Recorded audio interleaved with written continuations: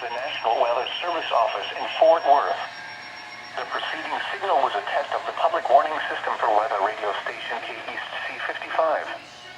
During potentially dangerous weather situations, specially built receivers can be automatically activated by the signal to warn of the impending hazard.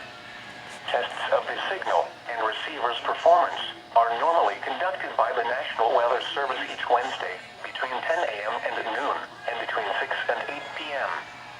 If there is a threat of severe weather, the test will be postponed to the next available good weather day. Reception of this broadcast, and especially the warning alarm tone, will vary at any given location. This variation, normally more noticeable at greater distances from the transmitter, can occur even though you are using a good quality receiver in good working order. The warning alarm tone will be activated for hazardous watches and warnings for the following counties: Bosque, Collin, Dallas, Denton, Ellis, Urath, Hill, Hood, Johnson, Parker, Somerville, Tarrant, and Wise. This concludes the test of weather radio station KEC